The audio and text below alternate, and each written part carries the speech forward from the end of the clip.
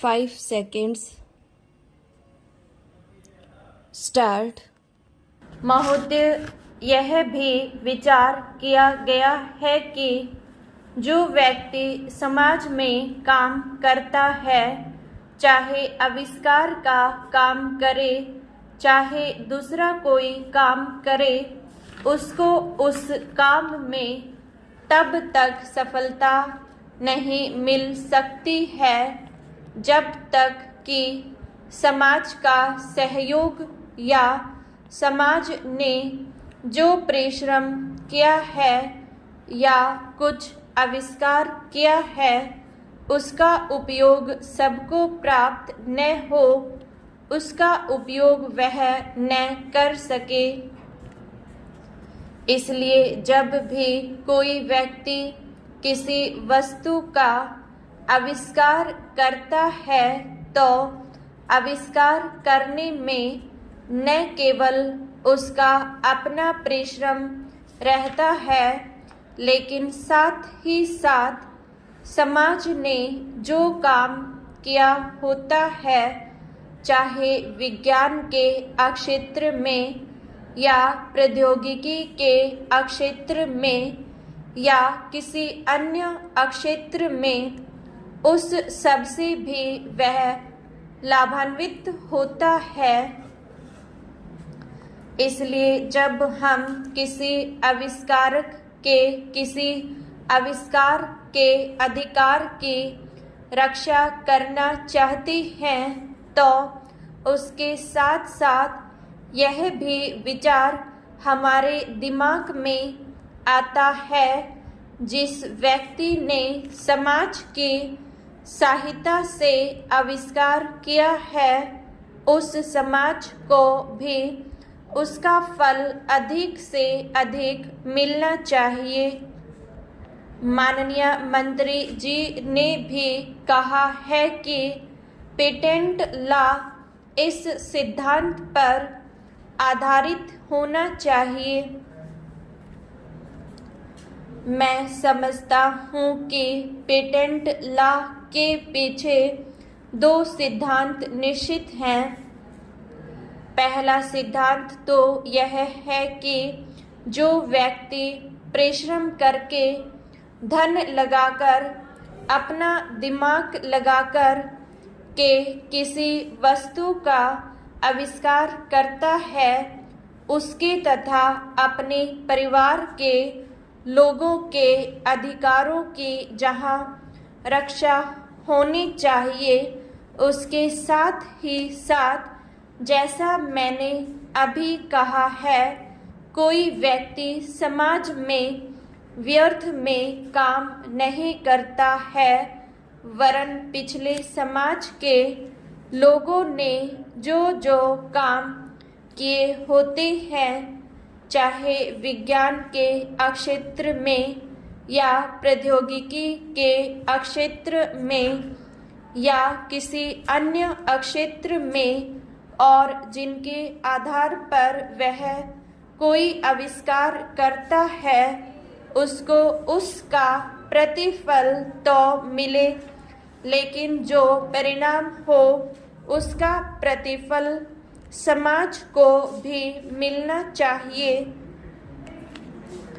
मंत्री महोदय ने कहा है कि जो यह सिद्धांत है वह भी इस विधेयक के पीछे स्थापित किया गया है और इस बात का ध्यान रखा गया है कि जहां हम किसी व्यक्ति के आविष्कार के जो अधिकार है, चाहे धन के उपार्जन का अधिकार हो या प्रतिष्ठा प्राप्त करने का अधिकार हो, उसे प्रतिष्ठा का और चाहे धन का, दोनों का लाभ व्यक्ति विशेष को भी मिले।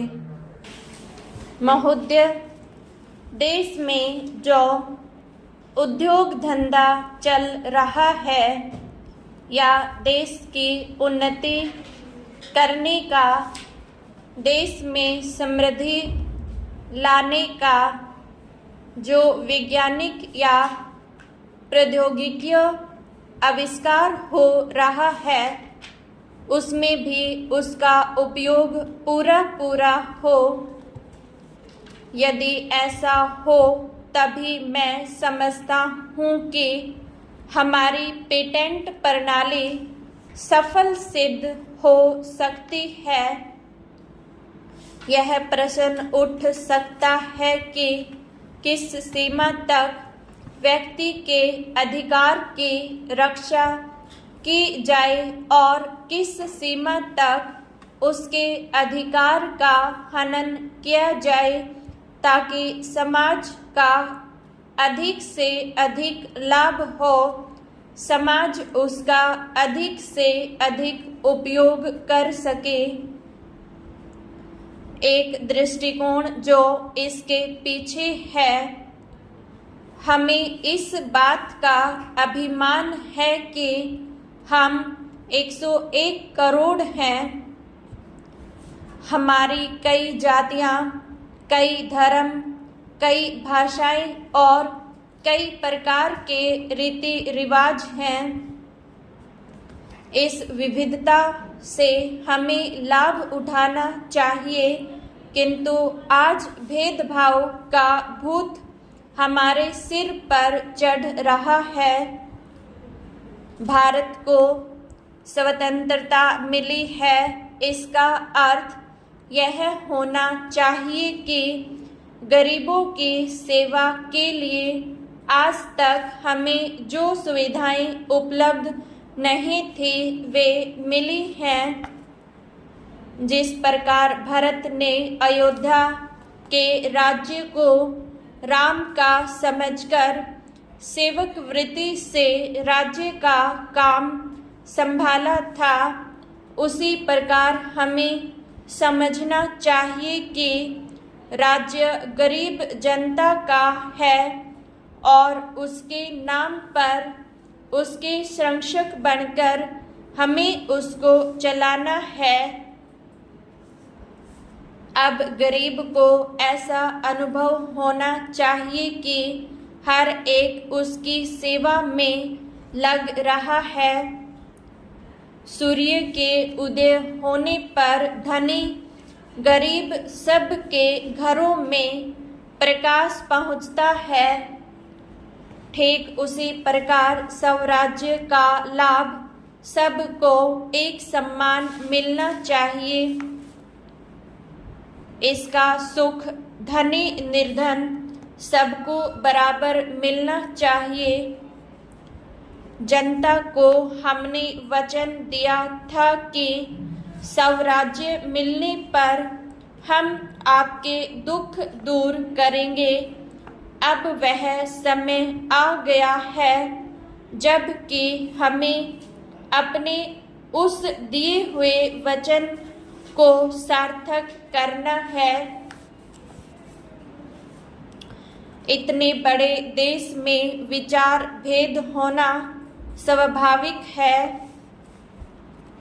देखना यह है कि हम लोगों के विचारों में कुछ समान अंश भी है या नहीं। यदि है तो समान कार्यक्रम बनाएं।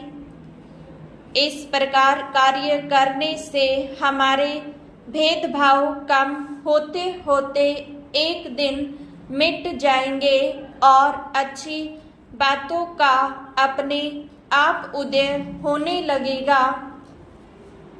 अगर उसी प्रकार भेद स्थापित करने का प्रयत्न किया गया तो लोग सत्ता के पीछे पड़ जाएंगे और स्वराज्य प्राप्त होने का आनंद हम लोगों को नहीं मिल सकेगा।